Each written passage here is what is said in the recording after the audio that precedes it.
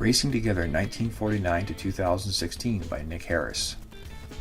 If you've ever watched a 500 Grand Prix or MotoGP race in the last 30 plus years, you know Nick Harris is the voice of the sport.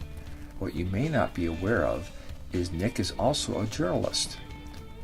Racing Together tells the story of Grand Prix World Championship motorcycle racing and its eventual evolution into MotoGP as we know it today.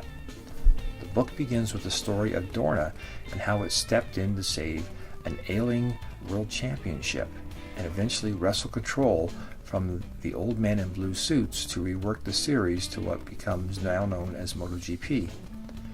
This chapter covers a lot of backroom dealing, backstabbing, and hardline negotiations to get where we are today. The rest of the book covers racing errors, riders, their battles, the various nations, and ends with the technical story of the bikes.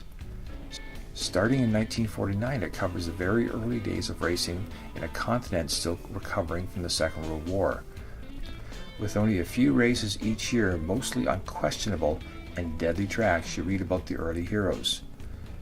Moving on to the golden era in the 1950s and 60s, we read about names that are still well known today.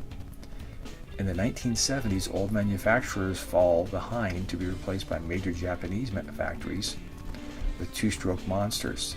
A new breed of riders are now emerging, fast and more than willing to challenge those that run the sport about the dangerous tracks that have been taking far too many lives. The 1980s and 90s now bring the American and Australian invasion, where few not belonging to those groups become world champion. From there, we move on to the Rossi era and the change over to MotoGP. If you're looking for a great book that covers both Grand Prix and MotoGP racing for yourself, or as a gift for a motorcycle friend, I can't recommend this book enough. This book is only available in hardcover, and in the description I will leave a link.